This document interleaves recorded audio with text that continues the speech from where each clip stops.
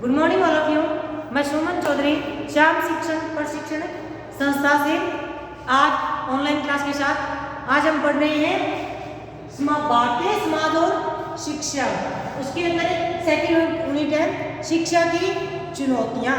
शिक्षा की चुनौतियों के अंदर कल हमने देखा था भी कौन कौन सी समाज के अंदर कैसी कैसी शिक्षा है, कैसे कैसे विद्यालय है, और आज हम देखेंगे शिक्षा की गुणवत्ता।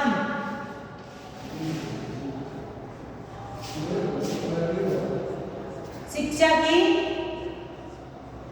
गुणवत्ता।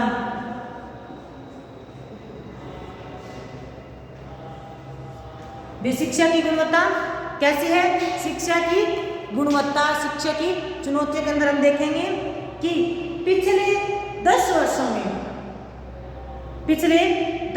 में शासन के प्रयासों से दलित परिवारों के बच्चों को विद्यालय में, दलित परिवार के वर्ग के जो बच्चे हैं उनको विद्यालय में लाने व उन्हें टिकाने स्थायी रूप से रखने के लिए विशेष रूप से या अद्भुतपूर्व सफलता मिली है। शिक्षा के निजीकरण के कारण, शिक्षा की गुणवत्ता ने बताया कि शिक्षा के निजीकरण के कारण फिर से दलित परिवारों के बच्चे एवं उच्च जाति के बच्चे के बीच, दलित परिवार के उच्च परिवार के बच्चों के बीच शैक्षणिक उपलब्धि में फासला बढ़ने की आशंका अधिक है। इस बात की पुष्टि इसी टाइम में हाल ही में किए गए उपलब्धि अध्ययनों से होती है। वे बताते हैं कि राजकीय विद्यालयों की उपलब्धि न केवल निजी विद्यालयों की से कम है, उनकी निरंतरता कम है। यहाँ पे बताया गया है कि शिक्षा की गुणवत्ता कैसी है कि शिक्षा के निजीकरण के कारण से, शिक्षा का निजीकरण किया तब पता चला कि दलित परिवार के बच्चे हैं और उच्च परिवार के जो बच्चे हैं उनके बीच शैक्षणिक उपलब्धि में फासला बढ़ने की आशंका बढ़ रही है। और इस बात की पुष्टि कुछ ही वर्षों पहले पुष्टि करके देखा है, निरीक्षण करके देखा है कि राजकीय विद्यालय की उपलब्धि, जो राजकीय स्कूल है विद्यालय, उनकी उपलब्धि न केवल निजी विद्यालयों की उपलब्धि से कम है, राजकीय के निजी विद्यालय से कम नहीं है, अपितु निरंतर बढ़ती जा रही है। आगे देखेंगे इसमें गोटमुड़ी गांव शिक्षा की गुणवत्ता के अंदर देखेंगे गोटमुड़ी की मिसाल, यानी कि गोटमुड़ी की मिसाल पर एक गांव है। गोटमुड़ी एक डूंगरपुर जिले के अंदर, डूंगरपुर जिले के आसपास एक बसा गांव है। वहां के अंदर एक विद्यालय था छोटा सा। मुख्य रूप से गोटमुड़ी के गांव के मुख्य रूप से 3 किलोमीटर सड़क से 3 किलोमीटर दूरी पर एक विद्यालय था। और इस विद्यालय में दोपहर का भोजन भी बच्चों को दिया जाता था, जैसे भी थी वैसे भी। और यहाँ की स्थिति अजीब प्रकार की थी कि यहाँ पर कोई भी अध्यापक आना नहीं चाहता था, क्योंकि वहाँ की स्थिति ऐसी थी कि वहाँ दोपहर का जो भोजन मिलता था उस विद्यालय में वो किस प्रकार मिलता था कि उच्च वर्ग के जो बच्चे बैठे हैं, विद्यालय की स्थिति कैसे थी?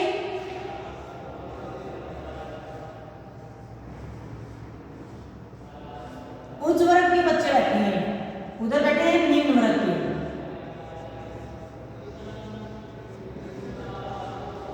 उच्च वर्ग के बच्चे बैठे हैं और निम्न वर्ग के बच्चे बैठे हैं, तो वहां दोपहर का जो भोजन मिलता था वो उच्च वर्ग के बच्चों को तो अलग से मिलता था और निम्न वर्ग के बच्चों को अलग से मिलता था। और वहां के जो अध्यापक थे उनके लिए अलग से व्यवस्था थी, अध्यापक थे उनके लिए अलग से व्यवस्था थी। और बैठने का स्थान भी कैसा था कि जो उच्च वर्ग के बच्चे थे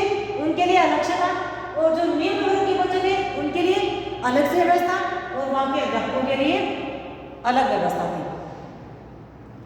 एक बार एक शिक्षक चला गया वहां पे, वहां देखा कि शिक्षक अलग जगह बैठे हैं, ये बच्चे अलग बैठे हैं, उस वर्ग के बच्चे अलग बैठे हैं। तब शिक्षक ने सोचा कि इस परंपरा को चेंज किया जाए, तो हम कैसे करेंगे चेंज।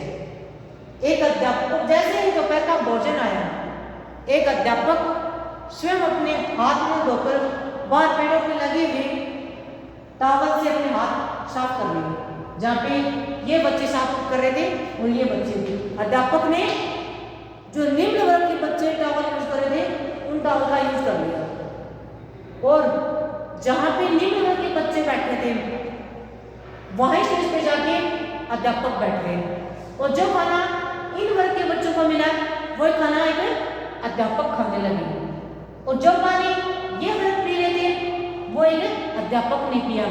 तो ये सारी एक्टिविटी इस वर्ग ने देखी कि जो निम्न वर्ग के लिए भोजन था, पानी था, स्थान था, उसका उपयोग अध्यापक ने किया है, हम लोग अलग बैठे हैं। इनकी ये शिकायत की अध्यापक से कि सर आप इनका यूज करें, हम अलग से करें, आप अलग से क्यों नहीं कर रहे। एक अध्यापक ने बताया कि शिक्षा का क्षेत्र है,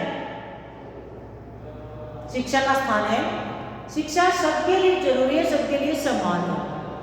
हम एक जगह पे रह रहे हैं, एक समान प्राणी है, एक स्थान पे रह रहे हैं कि हमारा विद्यालय है, मैं पढ़ाने वाला अध्यापक भी एक हूँ, हमारा सिलेबस भी एक है, पाठ्यक्रम भी एक है, शिक्षा प्रणाली भी हमारी एक होगी, सब कुछ एक समान है।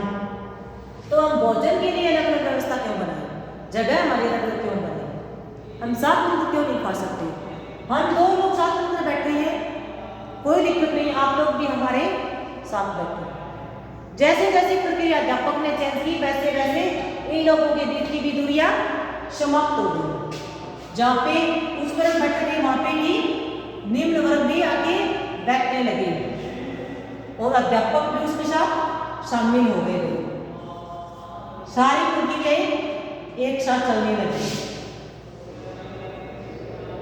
दोपहर का भोजन हो, पुस्तकों का आचार्य का आदान प्रदान करना हो, किसी भी अगर किसी सारे एक समान हो गया।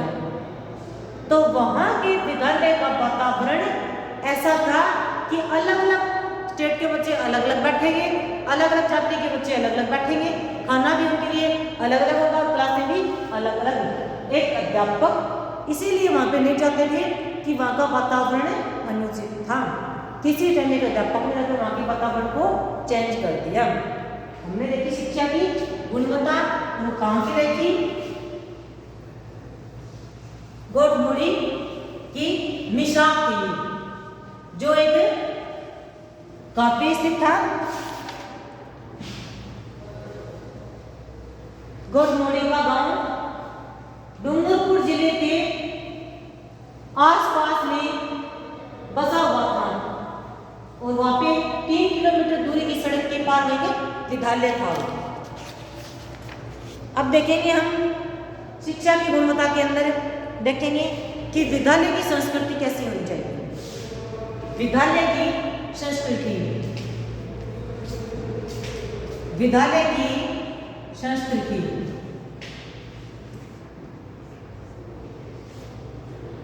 विद्यालय की संस्कृति, इसमें अध्ययन किया गया था मध्य प्रदेश का। शिक्षा की गुणवत्ता के अंदर है विद्यालय की संस्कृति, और इसमें एक अध्ययन किया गया था मध्य प्रदेश का। मध्य प्रदेश के अंदर एक अध्ययन करते समय यह पाया गया था कि यहाँ की संस्कृति पूंजी की अवधारणा को फ्रांसीसी समाजशास्त्रीय बोर्ड्यू ने विकसित किया, जिसका मतलब है ऊंची संस्कृति। इसका क्या मतलब है? ऊंची संस्कृति में संस्कृति होगी। उनका यह मतलब था कि जिसकी संस्कृति ऊंची है उसके अंदर भी सांस्कृतिक वो ज्यादा है, कम संस्कृति उनके अंदर कम संस्कार होंगे। सामाजिक चतुराई, उसके अंदर पाया गया कि सामाजिक चतुराई, शालीन भाषा, शिष्टाचार, फैशन आदि पूंजी के जो अंग हैं। संस्कृति पूंजी के अंग हैं शालीन भाषा, शिष्टाचार, शीलशीलता, अनुशासन और सामाजिक चतुराई किसके अंदर मिलेंगे? जिसके अंदर संस्कृति उच्च हो, अगर कम हो उसमें निम्न मिलेंगे। ये विचार किसके थे? एक फ्रांस के समाजशास्त्री बोर्ड ने ये विकसित किया था भी ऐसी संस्कृति वहाँ की है। और इसमें बताया गया कि यही वह संस्कृति पूंजी है, यह वही संस्कृति पूंजी है जो प्रबोधनशाली वर्ग के बच्चों को शैक्षणिक संस्थाओं में विशेष वर्ग में दी जाती है। यहाँ पे संस्कृति उच्च है, उनके विचार उच्च है, संस्कार उच्च है, तो संस्कारों के अनुशासन भी उच्च वर्ग का ही होगा। ये बताएंगे फ्रांस के विद्वान ने। मध्य प्रदेश के अंदर ये उपयोग करने पे और वहाँ पे सर्च करने पे हमें पता लगा कि शिक्षा की गुणवत्ता कैसी है। अब हम देखेंगे जनजातीय समुदाय। जनजातीय समुदाय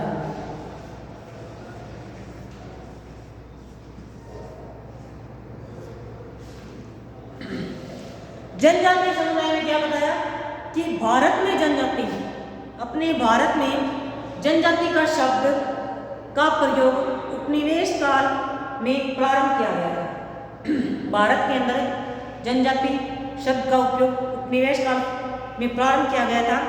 बहुत निम्न समुदायों के लिए इस शब्द का प्रयोग मुख्य रूप से प्रशासनिक सुविधा की दृष्टि से किया गया। प्रशासनिक सुविधा की दृष्टि से स्वतंत्रता के बाद जनजातीय समुदाय में स्वतंत्रता के बाद हमारे सामने ये सबसे बड़ी चुनौती थी। क्या चुनौती थी? सबसे बड़ी चुनौती थी कि जनजातियों की पहचान को बनाए रखने के लिए निश्चित रूप से और अधिक समय तक बनाए रखने के लिए सम्मान पूर्वक उन्हें मुख्य धारा के साथ हम कैसे जोड़ें, मुख्य धारा उनके साथ हम कैसे जोड़ें। और संविधान में उनकी विशिष्टता, संविधान के अंदर उसकी विशिष्टता को देखते हुए कुछ विशेष प्रकार के प्रावधान भी तैयार किए गए या प्रावधान भी बनाए गए। उनके प्रावधान कैसे कैसे बनाए गए वहां देखेंगे कि जनजाति समुदाय बना दिया। देखिए राजस्थान की जनजातियां, राजस्थान की जनजाति समुदाय के अंदर देखा तो कुछ धारा के अंदर कौन कौन से समुदाय कैसे गए, हमें देखे जनजातियां राजस्थान के अंदर कैसी हैं।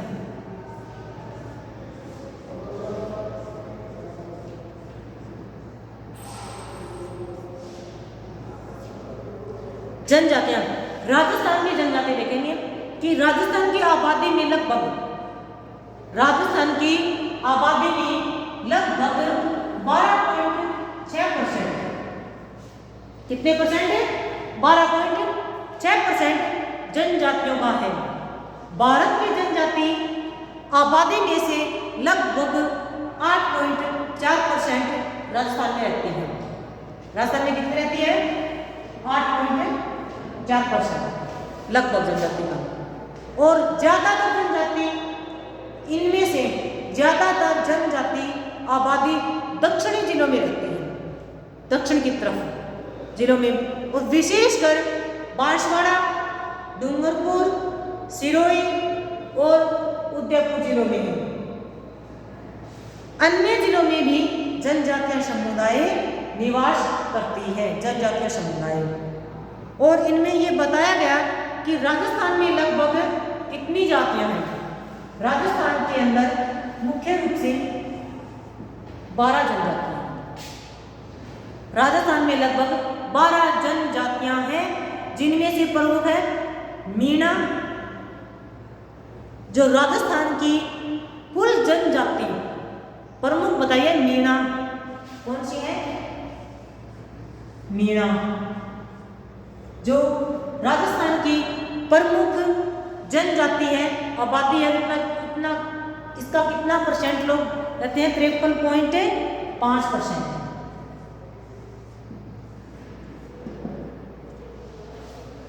राजस्थान की कुल जनजाति आबादी का 53.5% इनका है।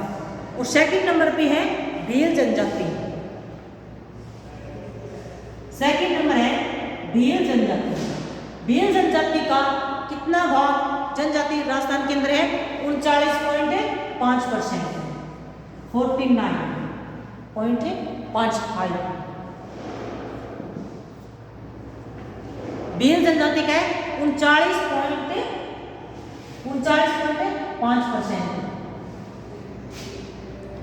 इसके अलावा गरासिया, दामोर, दानव, सहरिया आदि मिलकर 6% है। और सबसे कम आबादी वाले समूह हैं कौन कौन से हैं? नाइपरा, कठौड़ी, पटेलिया, कॉलिडोर और कोकर। इसके अंदर सबसे कम जाति है। सबसे जाति कम है हमने देखिए जनजातियां किसकी देखिए? राजस्थान की। राजस्थान की जनजाति। आप देखेंगे कि जनजातियों की मुख्य धारा कौन कौन सी है? जनजाति और धारा।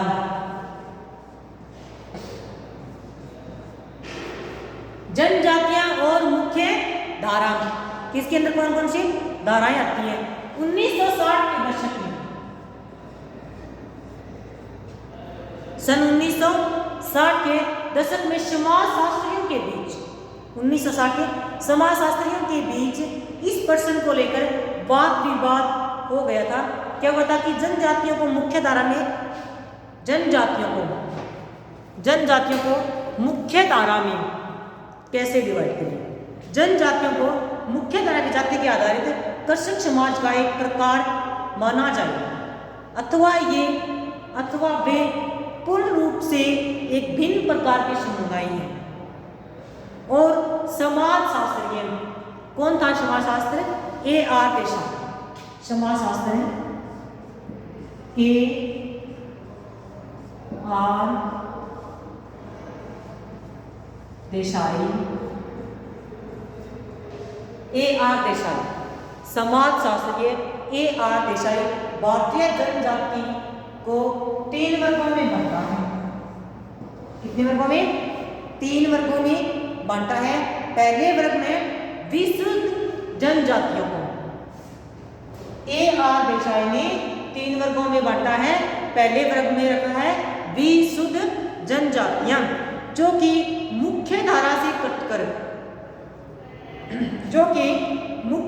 से कट करके शिकार व संग्रहण का जीवन चला रही है, शिकारी के रूप में। और दूसरे वर्ग में, पहले वर्ग में भी विशुद्ध जनजातियां और दूसरे वर्ग में बांटा गया है ऐसे समूहों को रखते हैं जो मैदानी समाज में, जो मैदानी भाग है, जो मैदानी इलाके पड़े हैं वहां के समाज में संपर्क में रहते हैं। सेकंड नंबर जाति बताए। और तीसरे वर्ग में सबसे अधिक समूह है जहां पे सबसे ज्यादा लोग रहते हैं। तीसरे समूह में बताया गया कि सबसे अधिक समूह है जो एक विचित्र बदलाव की स्थिति में फंसे हैं। विचित्र बदलाव में फंसे हैं, उन्हें बिछड़े हिंदू के रूप में देखा जाता है। बिछड़े हुए हिंदू हैं उनके रूप में देखा जाता है। और बंधुआ मजदूर के कारण अपने जनजातीय जीवन में उखाड़ दिए गए हैं। वे नाममात्र की जनजातीय जीवन में हैं, उनका अपना कुछ अस्तित्व नहीं है, सिर्फ नाममात्र के ही उन्हें जनजाति के रूप में बनाया गया है कि आप इनमें शामिल हो। ये हमने देखा दाखला। और किसने समाजशास्त्र कौन था इसमें? A.R. देसाई। और आगे देखेंगे कि राष्ट्रीय विकास बनाम जनजाति विकास। राष्ट्रीय विकास जनजाति का विकास कैसे हुआ?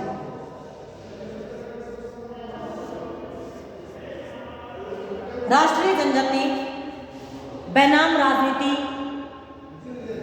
जनजाति विकास। यहाँ पे बताया कि राष्ट्रीय विकास के नाम पर विशेष रूप से नेहरू युग में, कौन से युग में? नेहरू युग में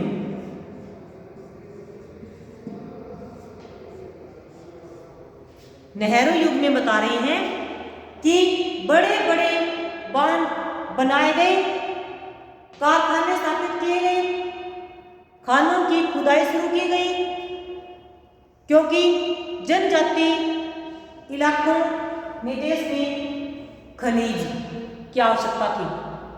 जनजाति इलाकों में देश के खनिज संपन्न और वनांचल भागों में स्थित थे, इसलिए जनजाति लोगों को शेष भारतीय के समाज विकास के अनुपात से बहुत अधिक जमीन चुकानी पड़ी। किसके लिए? खानों के लिए, कारखाने चलाने उनके लिए, खुदाई के लिए, उन्हें जो भी अपना कारोबार चलाने उनके लिए। इस प्रकार विकास से जनजातियों की कीमत पर मुख्य धारा के लोग लाभान्वित हुए। इनकी मुख्य धारा पे लोग आश्रित व लाभान्वित हुए। अब समकालीन जनजातियों की पहचान कैसे होती है का विकास और समकालीन जनजातियों की पहचान।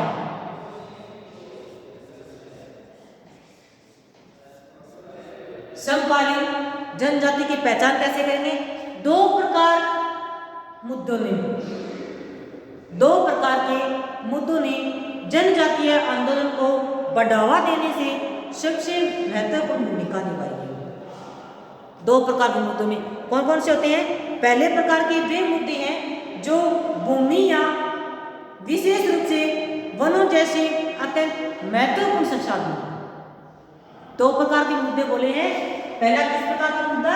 जो भूमि और वनों के विशेष रूप से संसाधनों, वन में जो काम कर रहे हैं और जो भूमि जोतने का उनके विशेष होते हैं, जो काम कर रहे हैं उनका महत्वपूर्ण संसाधन है, उन पे नियंत्रण से संबंधित है। वन और भूमि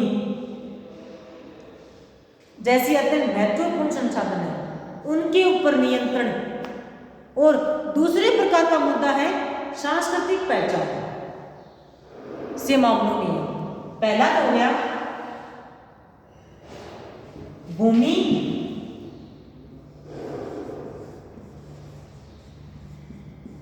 और वनों, भूमि और वन महत्वपूर्ण है, पे नियंत्रण का मुद्दा पहला है। और सेकंड नंबर बताया है कि पहला भूमि से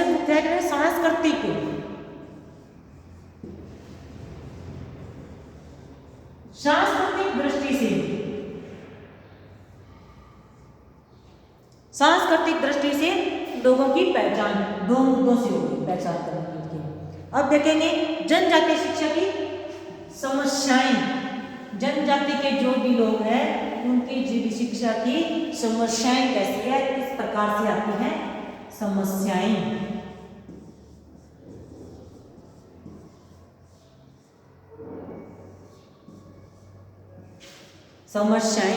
जनजाति शिक्षा की समस्याएं क्या है?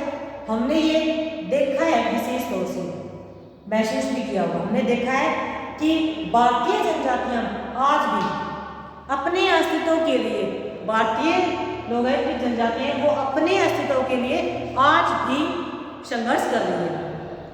एक तरफ उनकी जीविका के साधन नष्ट हो रहे हैं, एक तरफ तो उनके जीविका के साधन नष्ट हो रहे हैं या उनसे छिन जा रही है, दूसरी ओर उनकी क्षमता मूलक सामाजिक संस्थाएं विलुप्त होती जा रही है।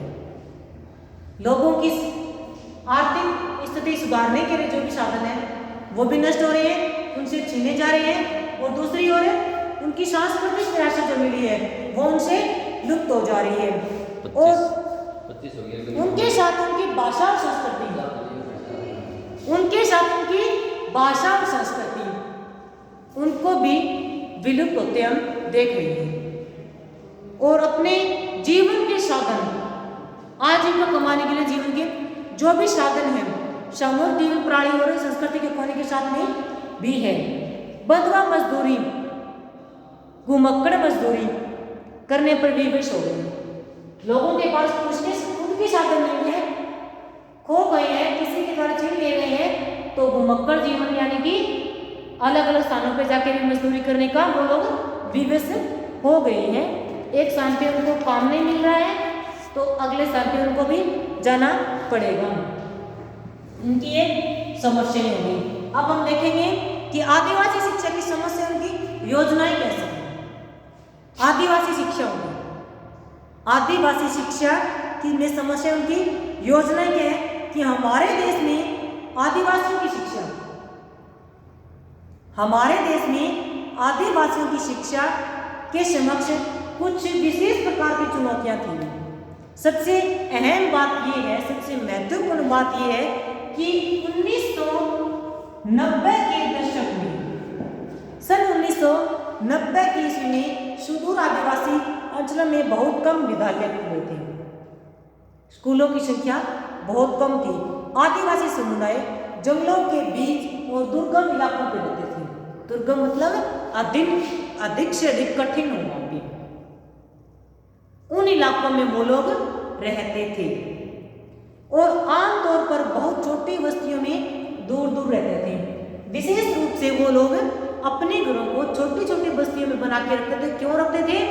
कि अपनी आजीविका कमाने के लिए एक जगह पे अगर रह रहे हैं, अगर यहाँ पे आर्थिक स्थिति कमजोर होती जा रही है तो कुछ दिनों के बाद यहाँ से अपने घर को उठाकर या अपना डेरा यहाँ से उठाकर हमें अगले स्थान पे जाना पड़ेगा। तो वो लोग अपनी बस्तियों को छोटा बना के रखते, घरों को भी छोटा छोटे रूप में हम बना के रखते थे।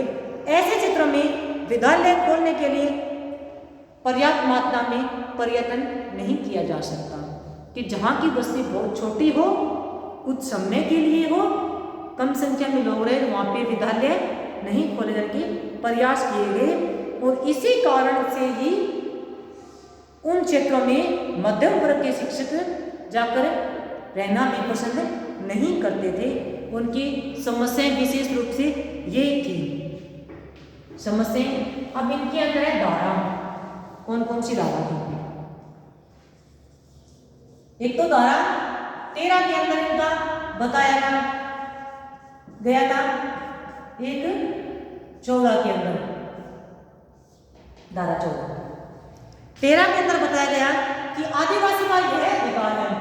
धारा 13 के अंदर बता रहे हैं कि आदिवासी का यह अधिकार है कि वो अपने इतिहास, भाषाएं, मौखिक परंपराएं, दर्शन, लेखन के तरीके और साहित्य को पुनर्जीवित करें और उन्हें अपने आगे आने वाली पीढ़ी तक भी विकसित करें। धारा 13 के अंदर।